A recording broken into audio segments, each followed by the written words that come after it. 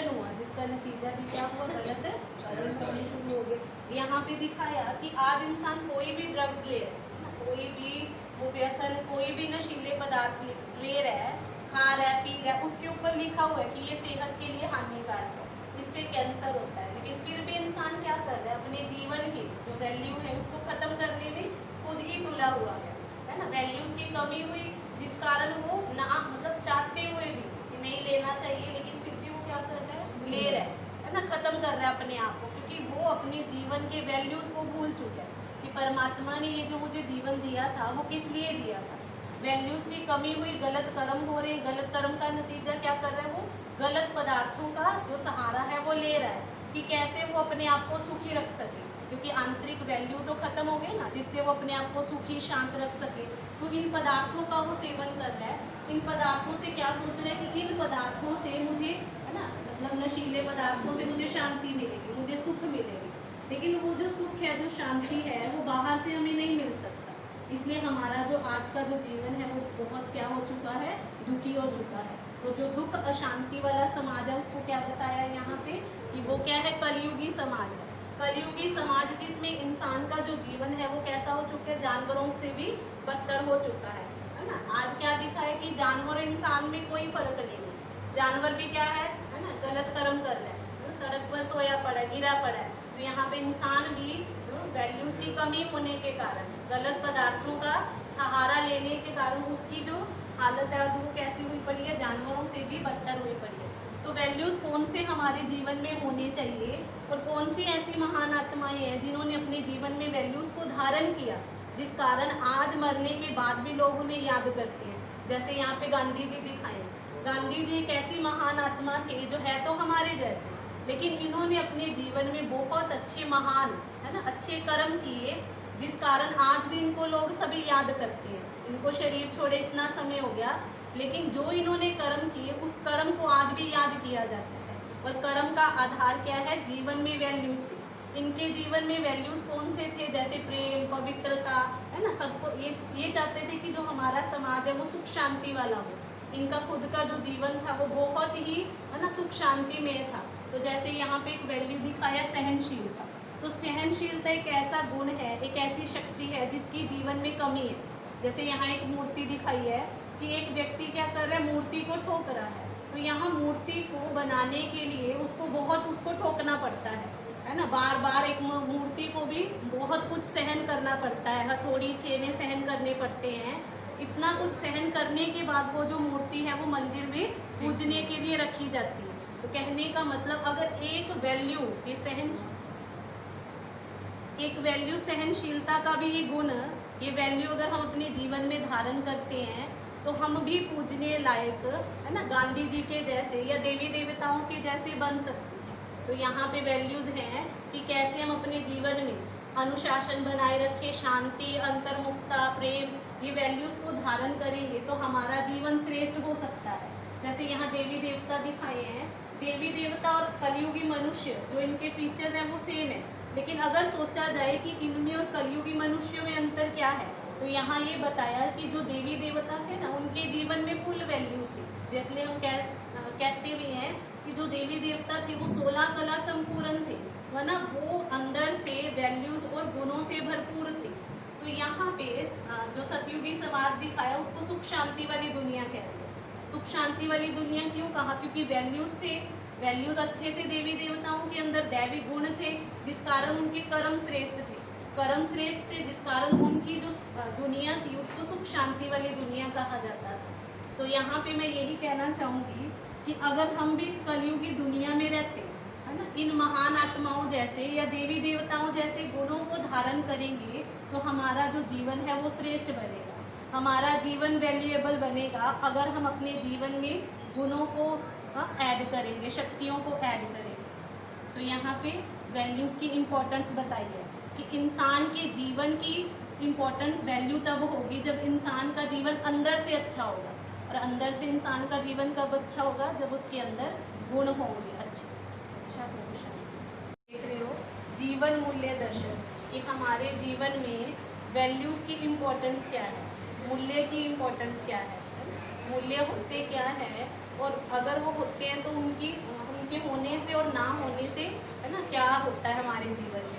तो यहाँ पे दिखाया हुआ है, ये कलयुगी दुनिया दिखाई हुई है, कलयुगी समाज दिखाया हुआ है, कलयुगी व्यक्ति दिखाया हुआ है, जिसमें व्यक्ति के पास सब कुछ है आज दुनिया में। हम सभी भी हैं, चाहे जो कलयुग में थे, तो यहाँ दिखाया कि सब कुछ है, लेकिन फिर भी आज हर इंसान क्या है, दुखी है, अशांत है, परेशान है ना। किसी के पास धन दौलत है, घर बार है, सब कुछ है, लेकिन फिर भी क्या है, पूछ लो किसी से भी, वो क्या है, क्या कहेगा कि मैं क्या हूँ, दुखी। कोई तन से, कोई मन से, कोई धन से क्या है, दुखी है। तो यहाँ परमात्मा ने बताया कि हमारे दुख का कारण ये बाहरी चीजें नहीं है, हमारे जो दुख का कारण है वो क्या है, हमारे आंतरिक जीवन में वैल्यूज की कमी। आज हमारे जीवन में क्या हो चुका है, वैल्यूज की कमी हो चुकी है। वैल्यूज माना है ना, जैसे हमारे अंदर जो गुण होने चाहिए थे, जो शक्तियाँ होनी चाहिए थी, वो क्या हो चुकी है, कमी हो चुकी है। बाहर से भले हमने सब कुछ कमा लिया, धन दौलत इकट्ठा कर लिया, लेकिन अंदर से आत्मा की जो पावर है वो दिन प्रतिदिन क्या होती जा रही है, कम होती जा रही है। जैसे यहाँ दिखाया कि छोटी सी परिस्थिति में भी इंसान क्या कर लेता है, आत्महत्या कर लेता है, क्योंकि उस परिस्थिति का सामना करने की जो उसके अंदर शक्ति है वो क्या हो चुकी है, कम हो चुकी है। इसलिए वो छोटी छोटी बातों से पहले तो आप सभी भाई बहनों का इस ब्रह्मा कुमारी सुनाम सेंटर पर बहुत बहुत स्वागत है। सबसे पहले जो आप यहाँ पे देख रहे हो, ये जो आप प्रदर्शनी है, ये आध्यात्मिक पथ प्रदर्शनी बनी हुई है, जो कि परमात्मा की डायरेक्शन के अनुसार बनाई गई है। इस प्रदर्शनी में आपको बहुत कुछ समझने को मिलेगा, जैसे कि वैल्यूज़ के ऊपर, जैसे कि स्वयं की पहचान मिलेगी, स्वयं की पहचान के बाद परमात्मा कौन है उसकी पहचान मिलेगी, परमात्मा के कर्तव्य क्या हैं, वो इस दुनिया में आके क्या करते हैं, वो सारा कर्मों का जो ज्ञान है, कैसे उस परमात्मा को हम याद कर सकते हैं, वो सारा जो ज्ञान है वो आपको इस आध्यात्मिक प्रदर्शनी में मिलेगा। तो आपसे सभी से ये मैं निवेदन करूँगी कि आप सभी अपना जो है ध्यान इधर ही देना। आज दुनिया में कहते हम जानवर बनेंगे, क्या फिर भी हमें डर लगता है कि जानवर ना बन जाएं, इसलिए अच्छे कर्म करें, करने फिर भी कर्म कैसे हैं हमारे आज, है ना, एकदम रोंग कर्म कर रहे हैं। परमात्मा कहते रहोगे मनुष्य, लेकिन हालात हो जाएंगे जानवरों जैसे अगर गलत कर्म किए, है ना। आज जानवरों की देखो जीवन अच्छी है मनुष्य से, क्योंकि मनुष्य के हालात तो जानवरों से भी ज्यादा बदतर हो चुके हैं। तो हम है ही मनुष्य। आज देखते ना किसी का शरीर कीड़े चल रहे हैं उसके शरीर में, है ना, वायरस में भी देख रहे कैसे जा रहे हैं। तो ये सारा क्या है, कर्मों का हिसाब किताब है। इसके अंदर हमें परिचय दिया गया है कि हम कौन हैं। पहली बात तो हम दूसरों को, परमात्मा को, या इतनी आज हम खोज कर चुके हैं, वो तो बाहरी रूप से कर ही चुके हैं, पर अपनी खोज अभी तक नहीं हो पा रही कि मैं कौन हूँ, मैं कौन हूँ, ये परमात्मा आकर के हमें बताते हैं, है ना। आज किसी से भी पूछा जाए आप कौन हो, तो कोई कहेंगे जी हम पुलिस वाले हैं, कोई कहेंगे हम फौजी हैं, कोई कहेगा हम डॉक्टर हैं। तो वो क्या है, हमारा शरीर है। वो भी कब बने, वकील डॉक्टर, ये भी कब बने, हम स्टडी करने के बाद बने ना, 30-35 साल के बाद बने। लेकिन उससे पहले क्या थे, एक साधारण मनुष्य थे, हम कहेंगे भी इस नाम वाले थे हम, लेकिन जो वो भी नाम है वो भी हमें इस दुनिया में आके मिला। पहले तो कोई नाम लेकर नहीं आए थे, तो पहले क्या थे, हम उस नाम से भी पहले हम कहेंगे भी बच्चा थे, उस बच्चा से भी, बच्चे से भी पहले क्या थे, आत्मा थे। आत्मा जो इस शरीर की मालिक है, जैसे दिखाया दोनों आंखों के बीच में आत्मा के रहने का स्थान इस पूरी बॉडी के अंदर। ये बॉडी क्या है, हमारी गाड़ी है। जैसे गाड़ी को चलाता है ड्राइवर, एक कंट्रोलिंग सिस्टम है, वहीं तो बैठ के चला सकते हैं ना।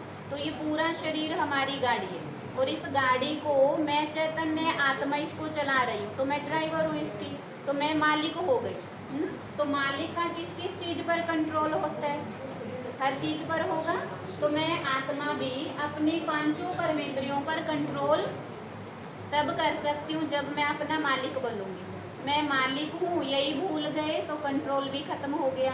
इसीलिए आज मनुष्य क्या कहता है जी, देखना नहीं चाहते लेकिन देख लिया, सुनना नहीं चाहते थे लेकिन, क्योंकि क्या हो गया, मेरा अपने ऊपर से कंट्रोल खत्म हो गया है। देखो राजा का ऑर्डर ना माने कर्मेंद्रियां तो क्या कहेंगे, राजा कमजोर है। तो मैं अपने कोई नए जानने के कारण अपनी पावर्स को भी हम भूल चुके हैं। तो वे परमात्मा आत्मा कौन है? एक बिंदी। जैसे हमारी शक्ल किससे मिलती है? जैसे कुत्ते का बच्चा कुत्ते जैसा, पंछी का बच्चा पंछी जैसा। तो हम कौन हैं? हम अगर बिंदी हैं, हम एक आत्मा हैं, तो हमारा पिता कौन होगा? वो भी एक बिंदी होगा ना। तो हमें यहाँ पे परमात्मा के दर्शन होते हैं। परमात्मा कौन है जी? परमात्मा भी हमारे समान एक बिंदी है। जैसे हम एक आत्मा है, वो हमारा पिता है परमात्मा, जिसको सभी धर्म वालों ने माना, सभी ने इनकी तरफ इशारा किया। पर हमने कहाँ पे गलती कर दी? हमने जिन्होंने हमें बताया रास्ता, हमने उनको ही भगवान मान लिया। पर किसी ने भी ये नहीं कहा, धर्म संस्थापक ने, कि मैं परमात्मा हूँ। देखो आप, जैसे सबसे पहले महात्मा बुद्ध ने तपस्या की वृक्ष के नीचे बैठकर। तो उन्होंने क्या कहा? परमात्मा कौन है? एक लाइट है, मुझे लाइट के साक्षात्कार। देखो गुरु नानक देव जी ने ऊपर की तरफ इशारा किया कि परमात्मा क्या है? एक ओंकार है। ठीक है जी। जैसे राजा विक्रमादित्य ने भी शिवलिंग की पूजा की, और हमारे मोहम्मद इन्होंने भी कहा कि परमात्मा कौन है? नूर इलाही है, परमात्मा एक नूर है। और हमारे जीसस क्राइस्ट इन्होंने कहा गॉड क्या है? एक लाइट है, गॉड इज लाइट। तो यहाँ से हमें पता लगता है कि किसी ने ये नहीं कहा कि मैं परमात्मा हूँ। सबने ये कहा कि परमात्मा क्या है? एक रोशनी है, एक प्रकाश है। तो सभी धर्मों ने इनको ही माना। इन्होंने खुद आकर अपना परिचय दिया कि मैं कौन हूँ, मेरा नाम है शिव। शिव किसी धर्म से रिलेटेड नहीं है कि ये हिंदू धर्म से रिलेटेड है इसलिए शिव है। शिव का मतलब है कल्याणकारी, जो सबका कल्याण करने के लिए आया है इस धरती पर। वो खुदा है, वो खुद आके हमें ज्ञान देता है, इसलिए हम उसको शिव कहते हैं। शिव का मतलब कल्याणकारी, शिव का मतलब बिंदु। परमात्मा शिव तीनों जो इस सृष्टि के हम रचयिता मानते हैं, किनको? ब्रह्मा विष्णु शंकर। परमात्मा शिव ने तीनों की रचना की, ब्रह्मा विष्णु और शंकर, ये तीनों के भी पिता हैं। ब्रह्मा का क्या काम है जी? सृष्टि की रचना करना। विष्णु का क्या काम है जी? पालना करना। शंकर का क्या काम है जी? विनाश करना। अब हमारा फर्ज क्या है? हम शंकर बनकर उस शिव के साथ जुड़ जाएं, तब शिव शंकर की जोड़ी कहते हैं ना जी। हम शंकर बन जाएं, हम अपना तीसरा नेत्र खोल लें, तो इस कलयुगी सृष्टि का विनाश हो जाएगा और इस धरती पर सतयुगी सृष्टि आ जाएगी। तो हम उसके साथ जुड़ें कैसे? यहाँ से सवाल पैदा होता है कि हम उस शिव के साथ जुड़ें कैसे? आज तक हम शिवलिंग की पूजा करते आए, बहुत मंदिरों में जाते आए, तो हमने क्या किया? हमने अपने शरीर को जोड़ा, हमने पूजा की, है ना, हवन किए, तो सब कुछ किया, पर फिर भी मन को सुख और शांति नहीं। तो यहाँ से हमें ज्ञान मिलता है कि हम जिसको याद करते हैं, हमारे अंदर वैसे ही गुण आने लग जाते हैं। हम किसी क्रोधी को याद करते हैं तो हमारे अंदर क्रोध जागने लग जाता है। हम किसी खुशहाल व्यक्ति को याद करते हैं तो हम खुश रहने लग जाते हैं। तो परमात्मा कौन है? परमात्मा सदा खुश रहता है, परमात्मा सदा शांत है, परमात्मा क्या है जी? सदा पवित्र है। अब हम इन 5 बुराइयाँ जो हम सभी सत्संगों में सुनते हैं, काम, क्रोध, लोभ, मोह, अहंकार, इनको दूर करना है। इनको दूर कैसे करेंगे? जब अपनी मन बुद्धि को उस परमात्मा के साथ जोड़ेंगे। अब उसको जोड़ेंगे तो कैसे बन जाएंगे जी? जैसे परमात्मा है हम वैसे ही बन जाएंगे। तो ये सभी बुराइयाँ हमसे दूर हो जाएंगी, हम बाप समान बन जाएंगे, हम मास्टर शिव हम बन जाएंगे, शक्ति बन जाएंगे। और यहाँ पे एक और साइड पे चित्र दिखाया हुआ है कि परमात्मा सर्वव्यापी नहीं है। देखो, अगर परमात्मा सर्वव्यापी होता तो हम एक इंसान दूसरे इंसान को लड़ता है, झगड़ता है, क्यों झगड़ता है? मतलब एक परमात्मा दूसरे परमात्मा के साथ लड़ रहा है।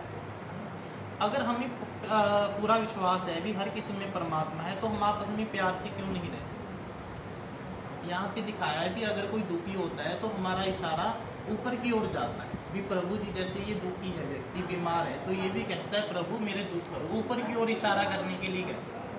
और जैसे पंडित जी है, पंडित जी भी अरदास करते हैं तो ऊपर हाथ करके अरदास करते हैं, ठीक है जी। और ये सब ने जब भी कोई व्यक्ति दुखी होता है तो ऊपर की बल इशारा करता है। तो इसका मतलब क्या है कि परमात्मा कहाँ है जी? आकाश के भी ऊपर एक घर है, आत्माओं का घर, वहाँ पर हमारे पिता परमात्मा भी रहते हैं। और यहाँ पे हमें दिखाया है कि परमात्मा क्या है? परमात्मा हमें काल के पंजे से छुड़ाने वाला है।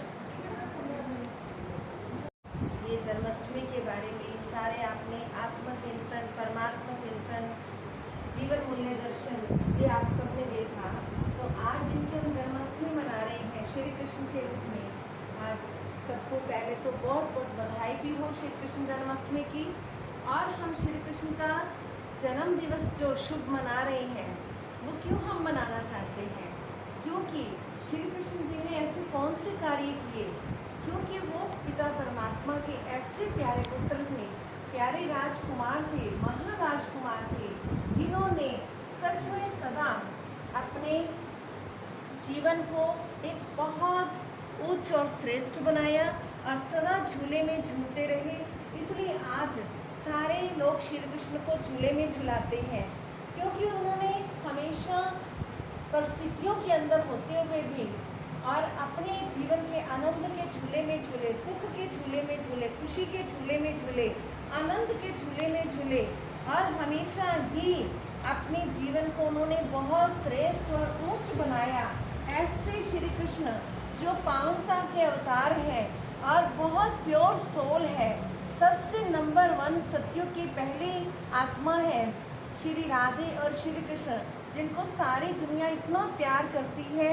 और सारे श्री कृष्ण जन्माष्टमी के रूप में उनको आज बहुत प्यार से झूला झुलाने के लिए सभी भक्त आत्माएं आती हैं और बहुत प्यार से झूला झुलाते हैं। अपने बच्चों को भी वो आज श्री कृष्ण जैसा देखना चाहते हैं। श्री कृष्ण जैसे आज हर एक कोई ये नहीं कहता मेरे बच्चे को कोई कंस बना दो, रावण बना दो, कुछ भी नहीं कहते। हर एक कहता मेरे बच्चे को कृष्ण बना दो, मेरे बच्चे को कृष्ण बना दो। तो कृष्ण इतना प्यारा है जिसको हम कहते हैं मनमोहन, मन को मोहने वाला श्री कृष्ण इतना प्यारा। जहाँ ऐसी दुनिया थी जहाँ स्वर्ग कहते हैं, स्वर्ग की दुनिया थी, ऐसी स्वर्ग की दुनिया के अंदर जहाँ शेर और बकरी भी एक हाथ पे पानी पीते हैं, ऐसी प्यारी सुंदर दुनिया। और जहाँ श्री कृष्ण फिर वो लक्ष्मी नारायण के रूप में होंगे, राधे कृष्ण सो लक्ष्मी नारायण के रूप में होंगे। और ये इनका बचपन दिखाया, ये इनका बड़प्पन दिखाया है। और वहाँ सारा एक सुखी संसार जहाँ डाल डाल पर सोने की चिड़िया करती थी बसेरा, वो भारत देश था मेरा। ऐसी प्यारी दुनिया अब आने वाली है।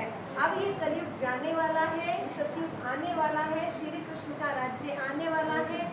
ऐसी सुंदर स्वर्णिम दुनिया आने वाली है और ऐसी स्वर्णिम दुनिया के मालिक परमात्मा हम सबको बनाना चाहते हैं। इस समय प्रजापिता ब्रह्मा के द्वारा अपनी ये शिक्षाएं प्रदान कर रहे हैं ब्रह्मा कुमारी विद्यालय के अंदर कि ये बच्चे आपको ऐसी सत्यों की दुनिया में चलना है, ऐसे महान कार्य करने हैं जो इन बच्चों ने किए, जिनको आप आज बहुत प्यार करते हो, जिनके आज जन्म दिवस मना रहे हो। ऐसी प्यारी दुनिया आने वाली है जहाँ श्री राधे श्री कृष्ण का ही राज्य होगा, जिन्हें सतयुग कहा जाता है। ऐसा सतयुग जिन्होंने सच में अपने संस्कारों की रास मिला के चले। हम वो गोप गोपियाँ हैं जो भगवान के इन गोपनीय रहस्यों को समझ करके उस दुनिया में चलने के लिए पुरुषार्थ करें। हम भी ऐसे दैवी गुण धारण करें, ऐसे सजी सजाई दुनिया के मालिक बने। परमात्मा का हार्दिक निमंत्रण है हम बच्चों के लिए कि आप आइए।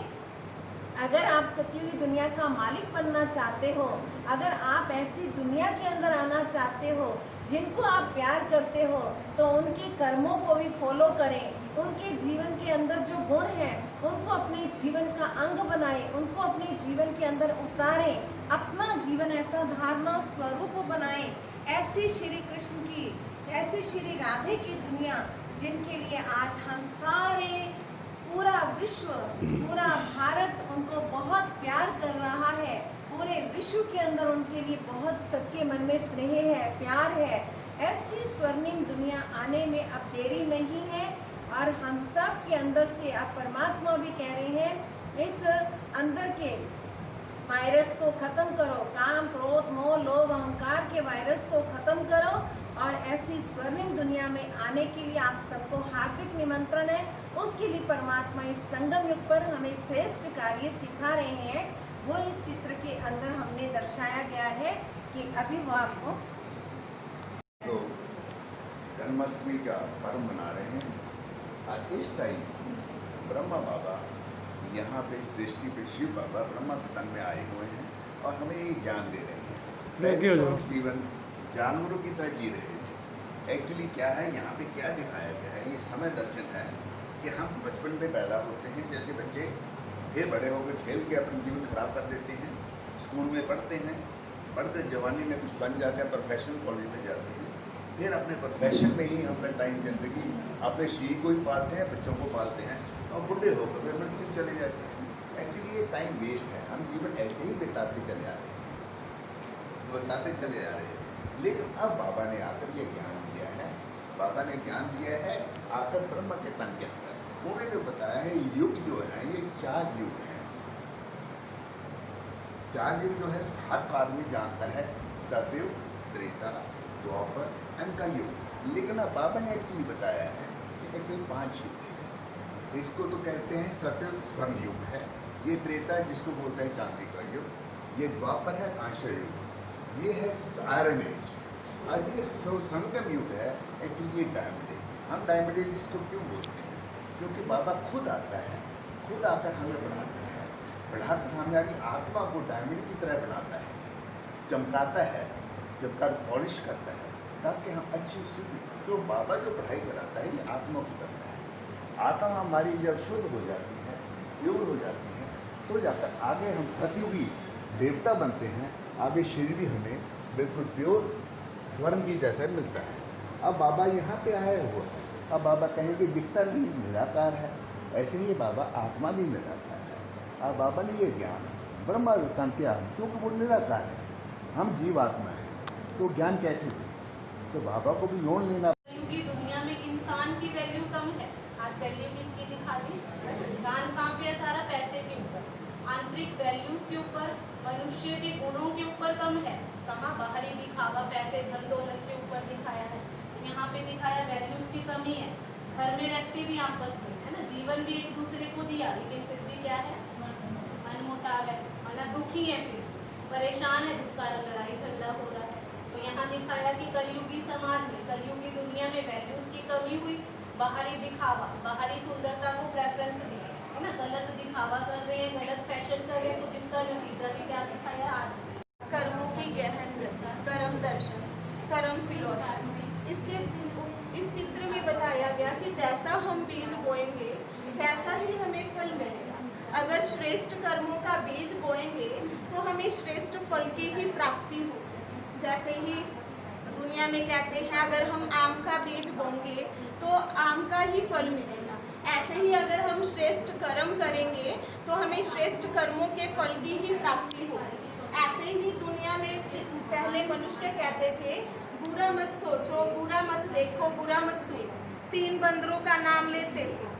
अब परमात्मा ने आकर 2 और ऐड किया। परमात्मा कहते बच्चे बुरा मत बोलो भी और बुरा मत करो। फिर इसमें बताया गया कि हम जैसा कर्म करते हैं वैसा ही हमें फल मिलता है। ऐसे ही कई कर्म ऐसे होते हैं जो जाने अनजाने में हो जाते हैं ना। वो ही एग्जाम्पल के रूप में बताया गया कि कई लोग जैसे कि केला खाकर छिलका फेंक देते हैं, अगर उस छिलके पर कोई गिर गया तो वो बददुआएं किसको मिलेंगी? जिसने केला खाकर छिलका फेंका। जिसने केला खाकर छिलका फेंका उसके खाते में बददुआएं जो है वो जमा हो जाती हैं, लेकिन उसको पता नहीं कि जो बददुआएं हैं वो मेरे खाते में जमा हो चुकी हैं। ऐसे ही कई कर्म ऐसे होते हैं जो जाने अनजाने में हो जाते हैं, लेकिन हमें पता नहीं चलता कि मेरे से कुछ बुरा कर्म हो गया या कुछ अच्छा हो गया। ऐसे ही इसमें बताया गया सिगरेट पीकर वही दूसरों को दुखी कर रहा है, वही अगरबत्ती जलाकर खुद भी सुखी हो रहा है और दूसरों को भी सुखी कर रहा है। किया उसने भी अग्नि को यूज किया, उसने भी अग्नि को यूज, लेकिन इसने बुरा कर्म कर लिया और उसने अच्छा कर्म कर लिया। तो इसमें बताया गया वही वो भी बिजनेस कर रहा है और ये भी बिजनेस कर रहा है, लेकिन ये जो बिजनेस कर रहा है ये चोरी ठगी बेईमानी से बिजनेस कर रहा है तो उसको जेल जाना पड़ रहा है। वही जो बिजनेस कर रहा है वो ईमानदारी वफादारी से कर रहा है तो उसको वही प्राइस मिल रहा है। ऐसे ही एक वही चाकू है, उसी चाकू से किसी की जीवन ले रहा है, वही चाकू से किसी की जीवन बचाई जा रही है। ऐसे ही किया उसने भी चाकू यूज और उसने भी चाकू यूज, लेकिन इसने बुरा कर्म कर लिया और उसने अच्छा कर्म कर लिया। ऐसे ही ये कर्मों की गहन गति है। जैसा हम फिर कर्म करते हैं वैसा ही हमें अगला जन्म मिलता है। इसलिए कहा जाता है कि जैसा कर्म करोगे वैसा फल पाओगे। जैसा ही उसने कर्म किया और फिर उसको जाकर गरीबी में जन्म मिला, फिर जेल जाना पड़ा, फिर वो दुख देखने पड़े। जैसे ही उसने अच्छा कर्म किया तो उसको अच्छे घर में जन्म मिला, अच्छे माता पिता के संस्कार मिले। तो यही कहा जाता है कि जैसा हम कर्म करेंगे वैसा हमें फल मिलेगा। तो दुनिया में कहते हैं कि परमात्मा हमें ही क्यों दुख देता है, परमात्मा ही सुख देता है, परमात्मा ही दुख देता है। लेकिन नहीं, परमात्मा कहते मैं सदा सुख देता हूँ, दुख तो जो है वो आपके किए हुए कर्मों का आपने ही दुख किया, आपने ही ऐसे कर्म किए और आपको ही दुख मिलेगा। तो इसमें जैसे ही हम दुनिया में कहते हैं कि सामने वाले को तो 2 गाड़ी दे दी और मेरे को कुछ भी नहीं दिया, परमात्मा मेरे साथ ही ऐसा क्यों किया? परमात्मा कहते बच्चे ये सब कुछ किए हुए कर्म है। ऐसे ही आज देखा जाए जन्मते ही जो बच्चे हैं, आज कोई बोल नहीं सकता, कोई सुन नहीं सकता, कोई चल नहीं सकता, ये सब किए हुए पिछले कर्म है। अगर देखा जाए आज बच्चे ने जन्मते ही ऐसे कौन से कर्म कर दिए जो उसको ये सब कुछ सहन करना पड़ रहा है। ये सब किए हुए पिछले कर्मों का ही जो है परिणाम वो हमें मिलता है इस जन्म में। तो इसलिए कहते हैं कि जैसा हम कर्म करेंगे वैसा ही हमें फल मिलेगा। अगर हम श्रेष्ठ कर्म करेंगे तो हमें श्रेष्ठ फल मिलेगा। इसलिए दुनिया में भी यही कहते हैं कि जैसा कर्म करोगे वैसा ही फल पाओगे। ये इस चित्र में बताया गया। ओम शांति। इसमें दिखाया है राजयोग दर्शन, मेडिटेशन। कर्मों को श्रेष्ठ बनाने के लिए परमात्मा ने हम सबको ये मेडिटेशन का कहा कि अगर मेडिटेशन करेंगे तो आपके कर्म श्रेष्ठ बन सकते हैं। जैसे इसमें दिखाया एक हठ योगी, एक राजयोगी। हठ योगी ये कैसे एंड होता है कभी का मुक्त है। यहाँ पे सीढ़ी बतलाई है सारी। इधर इधर देखिए, इधर इधर उधर ही है जी, ਤੁਸੀਂ अपना काम करिए। यहाँ पे शुरू से बताया है कस्सा के स्वर्ण एज है। बाबा ने कहा ये 1250 साल का होता है। श्री कृष्ण राधे बचपन में यहाँ पे सबसे पहले प्रिंस होते हैं। उसके बाद बड़े होकर ये जो हैं ये श्री कृष्ण मतलब अपने लक्ष्मी नारायण का राज्य चलता है। और जब इनका राज्य होता है, शुरू होता है, तब से ही सत्य की स्थापना हो जाती है। तो हर प्राणी यहाँ पे सर्वगुण संपन्न, 16 कला संपूर्ण और जो है अपने आदि मतलब जो है अहिंसा परमो धर्म और आदि सनातन देवी देवता धर्म होता है। यहाँ पे 8 जन्म होते हैं। 8 जन्म जो है वो श्री कृष्ण 8 जन्म लेते चले जाते हैं। और उसके 8 जन्म में कलाएँ जो होती है ये आहिस्ता आहिस्ता कम होती चली जाती है। 16 से ये कम होती अंत तक सिर्फ 14 रह जाती हैं। तो बिगनिंग में जो शुरू में जो है प्राणी 9 लाख होते हैं, ये जो है बढ़ते बढ़ते बढ़ते आखिरी तक 2 करोड़ हो जाती है। उसके बाद जो है त्रेता युग आता है। इसमें राजा जो होते हैं श्री राम और सीता का राज्य चलता है और इसको बोलते हैं चांदी का युग। यहाँ पे भी सिर्फ सर्वगुण संपन्न होते हैं लेकिन कलाएँ 14 रह जाती हैं। कभी यहाँ पे दिखाया धनुष्मान पड़ा हुआ है क्योंकि इनको थोड़ा सा प्रसाद कैसे करते हैं।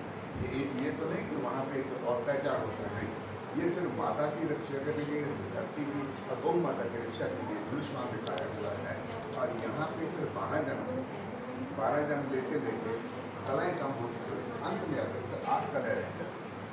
और 12.5 साल के बाद फिर आता है द्वापर युग जो होता है।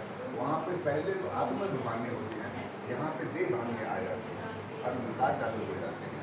यहाँ से सबसे पहला राजा जो होता है विक्रमादित्य होता है, वो पूछते हैं।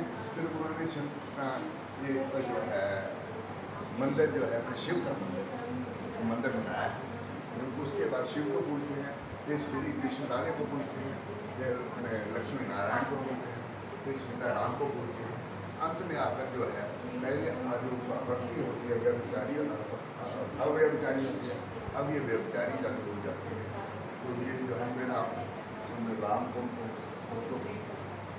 उसके बाद ये कलयुग आता है, अंत में कलयुग, इसमें कलाएँ जो हैं खत्म हो जाती है। कलयुग में बिल्कुल कलाएँ नहीं रहती, ये आयरन नहीं है। यहाँ पे फिर लोग पूछते हैं, फिर लोगों को प्रकृति को ही पूजने लग जाते हैं। तो वृक्ष को पूज रहे हैं, गंगा को पूजने लगे, साधु संतों को हवन यज्ञ करने लग जाते हैं। और इतना अत्याचार तमो प्रधान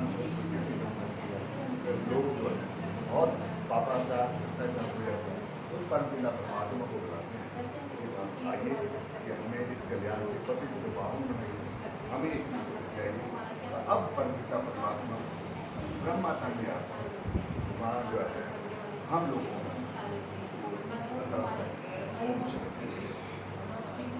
ब्रह्मा यहाँ पे 3 और धर्म आ जाते हैं। पहले तो इस्लाम आता है 2500 साल के बाद। अब वो इस्लाम कैसे आएगा? इब्राहिम आते हैं, वो इस्लाम धर्म की स्थापना करते हैं। फिर उसके बाद आता है 250 साल के बाद फिर बुद्ध धर्म आता है, वो बुद्ध धर्म की स्थापना करते हैं। फिर उसके बाद आता है क्रिश्चियन धर्म, उसके 250 साल के बाद। आज से 2000 साल पहले क्रिश्चियन धर्म आया, उन्होंने आगे बढ़ोतरी कर। लेकिन मेन जो सनातन देवी देवता धर्म था वो खत्म हो चुका है, तो वानप्रस्थ अवस्था में चले गए हैं। अब हम अपनी वैल्यूज़ भूल गए हैं और उसके कारण हम अब देह भान में आने के कारण अपने आप को बुद्धि में अंतर करते हैं। फिर हम भक्ति कैसे करने लग जाते हैं? पहले तो हम खुद देह भान में थे तो भक्ति नहीं थी, और द्वापर युग में क्या है, हम लोग भक्ति करने लग जाते हैं। पहले तो शिव का मंदिर बनाते हैं, जैसे अपने तो यहाँ पे सिर्फ भक्ति मार्ग, जैसे गुरु संत या देवता या परमात्मा की उसमें वो नहीं है यार, लेकिन बॉडी फिटनेस के लिए अपनी फिजिकल बॉडी को तो हम कर सकते हैं। लेकिन आज 99% जो बीमारियां हैं वो है मानसिक। तो वो 90% जो बीमारियां हैं वो इसमें दिखाया है कि वो राजयोग के द्वारा, परमात्मा की याद के द्वारा हम अपने आप को कर सकते हैं, खत्म कर सकते हैं वो चीज़ों को। तो वो मानसिक अपने संतुलन को कैसे बनाए वो उसमें दिखाया है कि एक सच्चे राजयोगी जीवन जीने के लिए परमात्मा की याद जरूरी है। जब हम अपने पिता परमात्मा को, अपने आप को आत्मा समझते हैं, परमात्मा को याद करते हैं, तो जो पिता परमात्मा के जो गुण, जो वैल्यू, जो शक्तियाँ हैं वो हम सबके अंदर प्रवेश करते हैं। हम सब उनके गुणों को ग्रहण करते हैं। आत्मा के अंदर वो शक्ति, वो वैल्यूज आने लगती है और आत्मा शांत, पवित्र, सुख स्वरूप, आनंद स्वरूप का अनुभव करने लगती है। आत्मा उन अवगुणों को सहज ही दुर्गुणों को दूर कर सकती है, अवगुणों को दूर कर सकती है। जैसे रोग, सुख, शोक, दुख, अशांति, ये उनसे कोसों दूर होने लग जाते हैं। काम, क्रोध, मोह, लोभ दूर हो जाते हैं और वो आत्मा एक जीवन कमल फूल समान जीवन बन जाता है, योगी जीवन बन जाता है। भले वो घर गृहस्थ में रहते हैं, घर गृहस्थ में रहते हुए भी उनका जीवन एक श्रेष्ठ योगी बन जाता है। तो ऐसे श्रेष्ठ योगी जीवन के लिए जैसे 4 नियम दिखाए हैं, ब्रह्मचर्य, शुद्ध अन्न, दिव्य गुण, सत्संग, और इन चारों दिव्य गुणों का स्वरूप एक योगी जीवन कहलाता है। तो इस योगी जीवन में जैसे दिखाया, राजा का अपना बच्चा होता है, 10 बार जाए 10 बार आए, उसको कोई भी टाइम लेने की आवश्यकता नहीं पड़ती किसी से। अगर हम जैसे कोई भी जाएंगे, किसी से टाइम लेंगे तब मिलने दिया जाएगा। ऐसे वो मेरा पिता है, परम पिता है, जिसको मैंने अपना परम पिता कहा है। तो जब मैं आत्मा अपने परमात्मा से कनेक्ट हो जाती हूँ और उनका जो प्रॉपर्टी है वो भी मेरी हो जाती है, उनकी प्रॉपर्टी के हम मालिक बन जाते हैं। तो उनकी प्रॉपर्टी यही सुख, शांति, पवित्रता के हम मालिक बन जाते हैं, हम भी एक देव आत्माएं बन जाते हैं। तो ये हमारा मेडिटेशन कि जिससे हम मेडिटेशन से हम क्या बन सकते हैं, कैसे हमारी लाइफ अच्छी बन सकती है, वो सीखने के लिए ब्रह्मा कुमारी के अंदर 7 डेज मेडिटेशन कोर्स सिखाया जाता है, जिसके लिए आप सभी को 1 घंटा देना होता है सुबह या शाम को। और वो आप सभी को परिवार परिवार सहित हार्दिक निमंत्रण है इस ब्रह्मा कुमारी विद्यालय में आने का, आर्ट गैलरी देखने का, मेडिटेशन सीखने का। और आज फिर से आपको जन्माष्टमी के पावन पर्व की बहुत बहुत बधाई, बहुत बहुत बधाई। ओम शांति।